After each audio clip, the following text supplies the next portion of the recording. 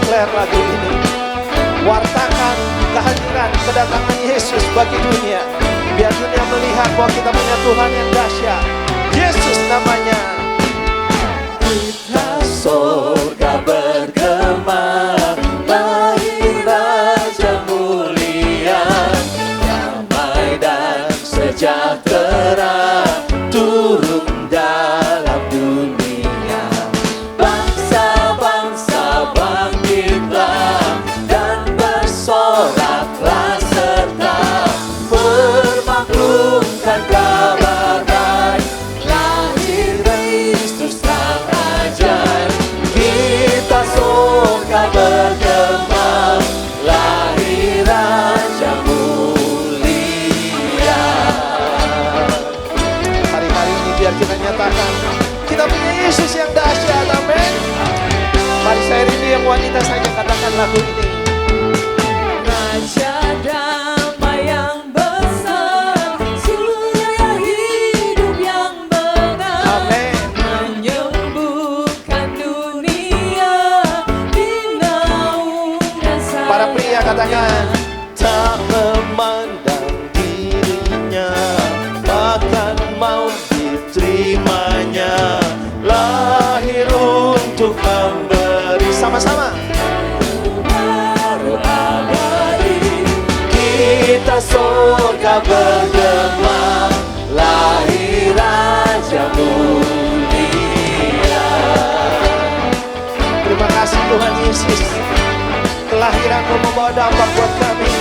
Karena itu kami mau sama-sama nyanyikan. Mari yang kuat katakan. Kita surga bergema, lahir Raja mulia, Damai dan sejahtera turun dalam dunia.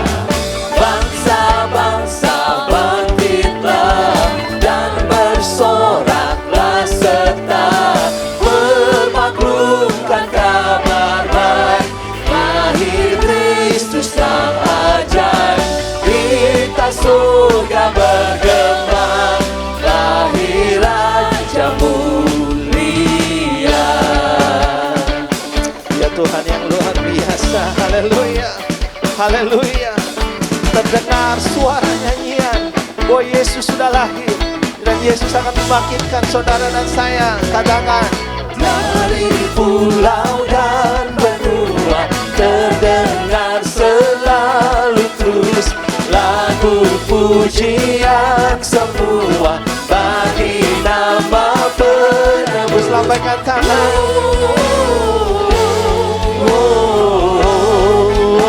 Gloria, muliakan Tuhan.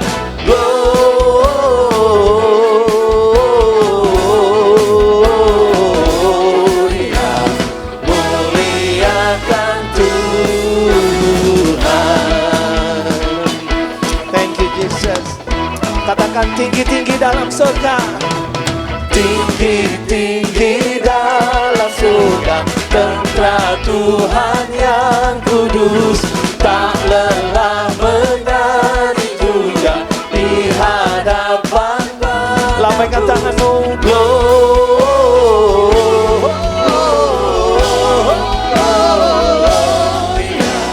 muliakan Tuhan. Gloria,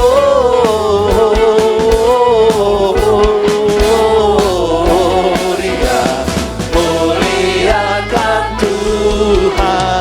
Muliakan Tuhan. Muliakan Tuhan.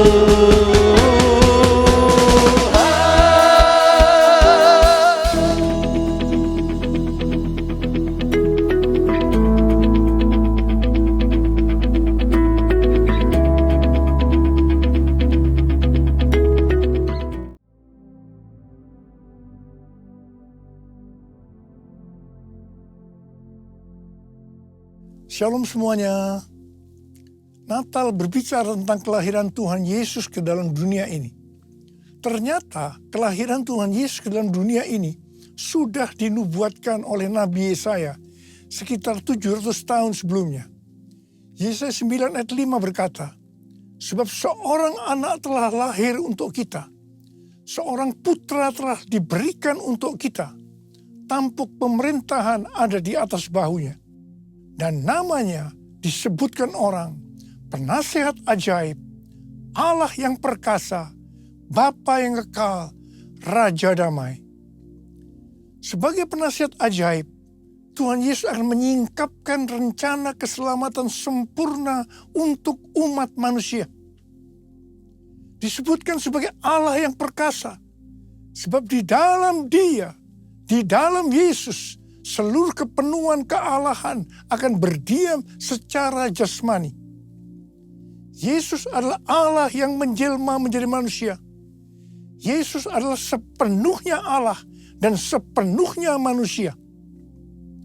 Sebagai Bapa yang kekal, artinya Tuhan Yesus datang bukan hanya memperkenalkan Bapa surgawi, tetapi Dia sendiri akan bertindak bagaikan seorang Bapa terhadap umatnya, yaitu mengasihi, melindungi, peduli, dan menyediakan kebutuhan kita umatnya.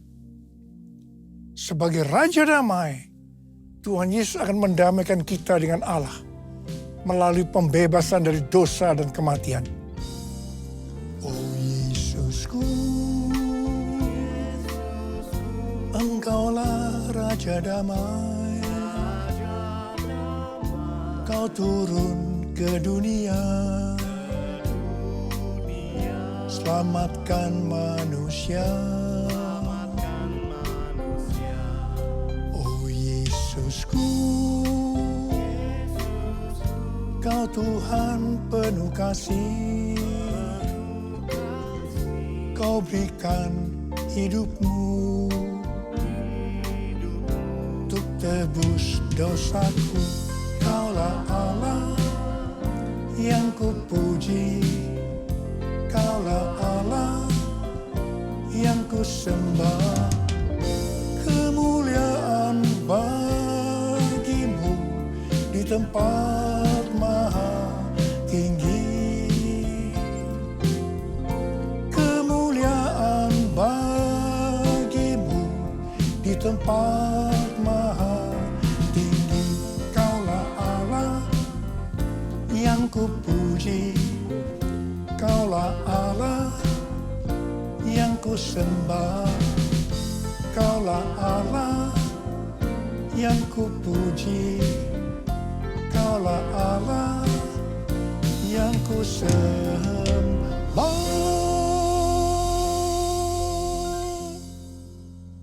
Tuhan Yesus berkata dalam Yohanes 3 ayat 16, karena begitu besar kasih Allah akan dunia ini, sehingga Ia telah mengaruniakan anak yang tunggal, supaya setiap orang yang percaya kepadanya tidak binasa, melainkan beroleh hidup yang kekal. Ada apa dengan manusia sehingga Tuhan Yesus harus datang ke dalam dunia ini? Alkitab katakan, semua orang telah berbuat dosa dan telah kehilangan kemuliaan Allah. Upah dosa adalah maut, mati, tempatnya di neraka. Neraka adalah tempat yang sangat mengerikan. Neraka adalah tempat yang paling gelap dan terdapat ratap dan kertak gigi. Neraka adalah tempat di mana api tidak pernah padam dan ulat bangkai tidak mati. Neraka adalah tempat penyiksaan oleh api dan belerang. Karena itu jangan sampai masuk neraka. Untuk itulah Tuhan Yesus datang ke dalam dunia untuk membebaskan kita dari hukuman kekal selama-lamanya dalam neraka. Bagaimana cara Tuhan Yesus menyelamatkan umat manusia? 2 Korintus 5 ayat 21 berkata, Dia yang tidak mengenal dosa telah dibuatnya menjadi dosa karena kita, supaya dalam Dia kita dibenarkan oleh Allah. Ini dapat diterangkan sebagai berikut. Tuhan Yesus yang tidak mengenal dosa telah dibuatnya menjadi dosa karena kita. Artinya Tuhan Yesus harus mati karena dosa-dosa kita. Sebenarnya kita yang harus mati. Karena kita lah yang berdosa. Upah dosa adalah maut, mati. Tetapi Tuhan Yesus tidak berdosa, telah dijadikan dosa. Artinya Tuhan Yesus yang mati menggantikan kita. Kalau kita melihat cara mati dari Tuhan Yesus, saya katakan bahwa itu sangat-sangat tidak manusiawi. Pada saat orang-orang Yahudi berteriak, "Salibkan dia! Salibkan dia!" Maka Tuhan Yesus harus disalibkan. Proses awal dari penyalipan, jubah Tuhan Yesus dibuka. Tuhan Yesus diikat pada sebuah tonggak. Di sebelah kanan dan kirinya ada dua algojo yang memegang cambuk. Ujung cambuk itu dari potongan tulang dan potongan besi. Setiap kali cambuk itu dihunjamkan pada tubuh Tuhan Yesus, akan menimbulkan luka yang dalam. Darah bercucuran, sakitnya luar biasa. Tuhan Yesus berteriak-teriak kesakitan. Tuhan Yesus bermandikan darah. Apakah proses itu sudah selesai? Belum. Kepala Tuhan Yesus diberi mahkota duri. Duri ditancapkan di kepalanya dengan cara dipukul. Sakitnya luar biasa. Darah bercucuran. Apakah sekarang sudah selesai? Belum. Tangan dan kaki Tuhan Yesus dipakukan di kayu salib. Sakitnya luar biasa. Darah kembali bercucuran. Tuhan Yesus digantung di atas kayu salib. Di sini Tuhan Yesus menderita secara lahir maupun batin. Secara lahir dia merasakan sesak luar biasa karena cairan yang menekan jantungnya. Secara batin dia mendengar dan melihat semua orang menghujat dia, termasuk salah satu penjahat yang ada di sebelahnya. Pada akhirnya, setelah Tuhan Yesus berseru, "Sudah selesai. Kepada mulah nyawaku kuserahkan."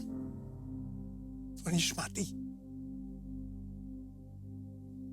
Pertanyaannya, mengapa Tuhan Yesus harus mati dengan cara seperti itu? Dengan penderitaan yang luar biasa. Darah bercucuran secara luar biasa. Mengapa tidak dengan cara mati yang mudah? Dipenggal kepalanya, selesai. Mengapa harus dengan darah bercucuran? Alkitab katakan, tanpa penumpahan darah, tidak ada pengampunan dosa. Untuk mengampuni dosa saudara. Dosa saudara, dosa kita semua. Tuhan Yesus harus mati dengan cara demikian. Selain itu, apalagi yang Alkitab katakan dengan cara mati Tuhan Yesus yang seperti itu? Yang pertama, penyakit kitalah yang ditanggungnya. Dan yang kedua, penderitaan kita yang dipikulnya. Dan oleh bilur-bilurnya kita disembuhkan. Betapa Tuhan Yesus mengasihi kita semua. Tak terukur kasih-Mu Yesus, Kau telah mati gantikan diriku. Kau curahkan darah-Mu untuk tebus dosaku. Layaklah Kau Tuhan dipuji dan disembah dengan segenap hatiku. Layaklah Kau Tuhan dipuji dan disembah dengan segenap jiwa ragaku. Dengan segenap jiwa ragaku. Dengan segenap jiwa ragaku. Kita mengenal ada 3 tahap proses keselamatan. Tahap pertama adalah pembenaran, justification. Kita dibenarkan bukan karena perbuatan baik kita, tetapi karena kasih karunia Tuhan yang kita responi dengan iman. Pada tahap ini, setelah kita bertobat dan menerima Tuhan Yesus sebagai juru selamat, kita akan mengalami kelahiran baru. Kelahiran baru adalah proses awal perjalanan rohani kita bersama Tuhan Yesus. Tahap yang kedua dari proses keselamatan adalah pengudusan, sanctification. Dalam proses ini, kita dikuduskan secara terus-menerus melalui Roh Kudus dan firman Allah. Dalam proses ini, kita bisa saja jatuh atau mengalami kegagalan. Yang penting, kita jangan berhenti. Tetapi harus bangkit dan terus maju. Pertobatan adalah kunci untuk kita bisa maju. Goal dari proses pengudusan ini adalah menjadikan kita serupa dengan gambarnya. Roma 8 ayat 29 berkata, sebab semua orang yang dipilihnya dari semula, mereka juga ditentukannya dari semula untuk menjadi serupa dengan gambar anaknya. Supaya anaknya itu, menjadi yang sulung di antara banyak saudara. Ini berarti goal kita sebagai orang Kristen adalah menjadi serupa dengan gambarnya. Untuk menjadi serupa dengan gambarnya, maka sesuai dengan 1 Yohanes 2 ayat 6 yang berkata, barang siapa mengatakan bahwa ia ada di dalam dia, ia wajib hidup sama seperti Kristus telah hidup. Karena kita hidup sama seperti Kristus telah hidup, maka kita akan menjadi serupa dengan gambarnya. Menjadi serupa dengan gambarnya artinya menjadi murid Tuhan Yesus. Tahap ketiga dari proses keselamatan adalah pemuliaan, glorification. Kita yang menjadi serupa dengan gambarnya, yaitu murid. Pada saat Tuhan Yesus datang di awan-awan untuk menjemput gerejanya, kita akan menerima tubuh baru yang dikenal dengan tubuh kemuliaan. Dan setelah itu kita akan diangkat bersama-sama untuk bertemu dengan Yesus Kristus di awan-awan. Setelah itu kita akan masuk surga dan akan bersama-sama Tuhan Yesus selama-lamanya. Layak dipuji disembah Kaulah yang bertahta dulu sekarang dan selamanya. Raja atas segala raja, namamu besar termulia.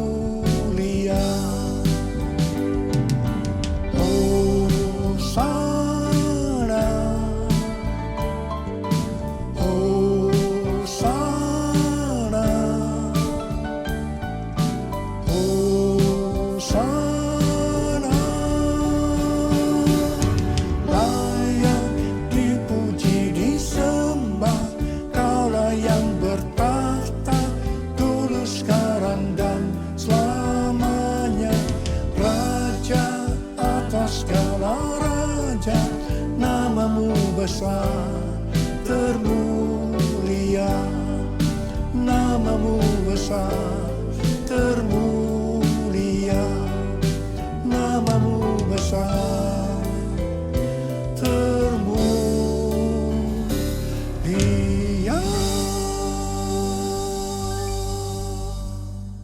Yesaya 60 ayat 1 sampai dengan 3 berkata, bangkitlah, menjadi teranglah, sebab terangmu datang dan kemuliaan Tuhan terbit atasmu.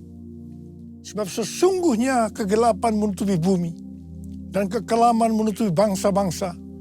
Tetapi terang Tuhan terbit atasmu dan kemuliaannya menjadi nyata atasmu. Bangsa-bangsa berduyun-duyun datang kepada terangmu dan raja-raja kepada cahaya yang terbit bagimu. Bangsa-bangsa berduyun-duyun datang kepada terangmu dan raja-raja kepada cahaya yang terbit bagimu. Artinya, kalau kita bangkit untuk menyelesaikan amanat agung, maka akan terjadi penuaian jiwa secara global. Kita diingatkan bahwa tugas kita sebagai orang percaya, apapun yang menjadi profesi kita, adalah untuk menyelesaikan amanat agung, yaitu untuk menjadikan semua bangsa menjadi murid Tuhan Yesus. Hal ini sesuai dengan yang diperintahkan oleh Tuhan Yesus dalam Matius 28 ayat 19 dan 20. Karena itu pergilah, jadikanlah semua bangsa muridku, dan baptislah mereka dalam nama Bapa dan Anak dan Roh Kudus, dan ajarlah mereka melakukan segala sesuatu yang telah kuperintahkan kepadamu. Ketahuilah, aku menyertai kamu senantiasa sampai akhir zaman. Untuk menyelesaikan amanat agung tidak bisa dengan kekuatan sendiri, tetapi harus dengan kuasa Roh Kudus. Pentakosta ketiga sedang dicurahkan luar biasa untuk memberikan kuasa kepada kita untuk menyelesaikan amanat agung. Hari-hari ini Tuhan sedang berbicara kepada gerejanya di seluruh dunia tentang tahun 2033. Dikatakan bahwa pada tahun 2033 setiap orang, everyone, diberi kesempatan untuk berjumpa dengan Tuhan Yesus secara autentik melalui kuasa dan hadirat Roh Kudus. Rick Warren, seorang hamba Tuhan, mendapatkan bahwa goal untuk menyelesaikan amanat agung tahun 2033. Ketika Tuhan Yesus ditanya oleh murid-muridnya tentang tanda kedatangannya untuk kali yang kedua dan tanda akhir zaman, salah satunya Tuhan Yesus menjawab seperti yang terdapat dalam Matius 24 ayat 14 yang berkata, Injil kerajaan ini akan diberitakan di seluruh dunia menjadi kesaksian bagi semua bangsa. Sesudah itu barulah tiba kesudahannya. Dengan perkataan lain, dapat disebutkan bahwa setelah amanat agung selesai, Tuhan Yesus akan datang untuk kali kedua. Sesuai yang dikatakan oleh Matius 24 ayat 14, bahwa setelah Injil Kerajaan diberitakan di seluruh dunia menjadi kesaksian bagi segala bangsa, atau berarti setelah amanat agung selesai, baru sesudah itu Tuhan Yesus datang. Kalau memang benar tahun 2033 amanat agung selesai, sesudah itu baru Tuhan Yesus datang kembali. Kata sesudah itu tidak ada yang tahu itu kapan. Bisa 1 bulan, 1 tahun, 5 tahun, tetapi yang jelas tidak akan lama. Sebab Tuhan Yesus berkata, Aku datang segera. Saya tidak pernah berkata bahwa Tuhan Yesus pasti datang tahun 2033. Itu tidak alkitabiah.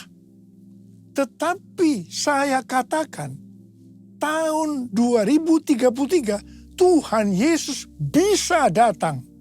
Ini alkitabiah. Siapa yang akan menyelesaikan amanat agung? Mari bersama-sama angkat tangan kita di hadapan Tuhan dan berkata, Saya Tuhan, saya Tuhan. Saya akan mengingatkan bahwa waktu kedatangan Tuhan Yesus untuk kali kedua sudah sangat-sangat dekat. Mari kita mempersiapkan diri sebaik-baiknya, yaitu dengan menyelesaikan amanat agung. 1 Tesalonika 4 ayat 16 sampai dengan 18 berkata, Sebab pada waktu aba-aba diberi, pada waktu pemimpin malaikat berseru dan sangkakala Allah berbunyi, maka Tuhan sendiri akan turun dari sorga dan mereka yang mati dalam Kristus akan lebih dahulu bangkit. Sesudah itu kita yang hidup, yang masih tinggal, akan diangkat bersama-sama dengan mereka dalam awan menyongsong Tuhan di angkasa. Demikianlah kita akan selama-lamanya bersama-sama dengan Tuhan. Karena itu, hiburkanlah seorang akan yang lain dengan perkataan ini. Ada berapa banyak yang merindukan untuk ikut dalam pengangkatan? Yang rindu untuk ikut dalam pengangkatan, kita harus melakukan seperti yang terdapat dalam Kolose 3 ayat 1 sampai dengan 4 yang berkata, Karena itu, apabila kamu dibangkitkan bersama dengan Kristus, carilah hal-hal yang di atas, di mana Kristus ada, duduk di sebelah kanan Allah. Pikirkanlah hal-hal yang di atas, bukan yang di bumi.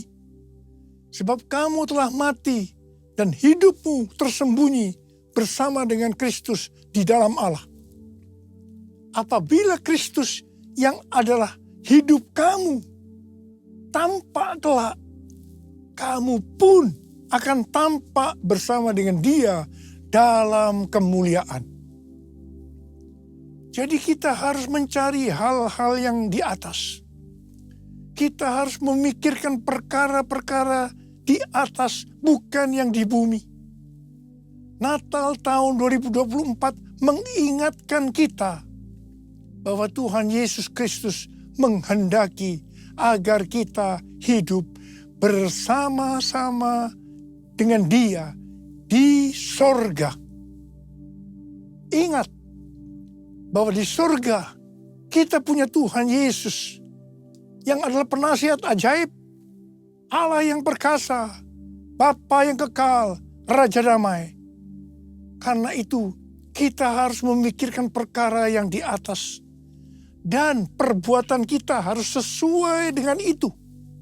Kita harus menilai, mempertimbangkan, dan memikirkan segala sesuatu dari sudut pandang kekekalan dan surga.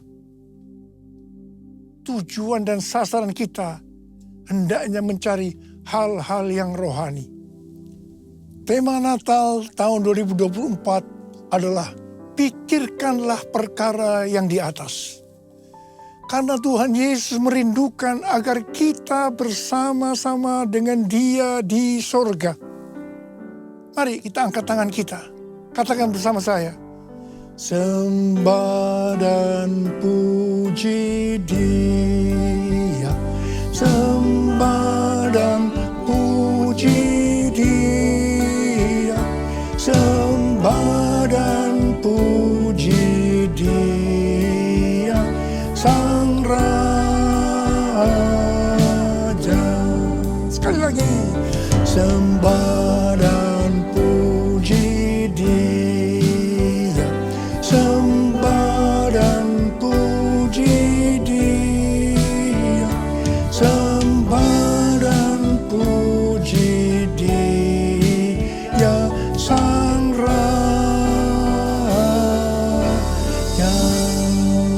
Mari kita berbahasa roh. Yang sudah berbahasa roh, kita berbahasa roh lagi.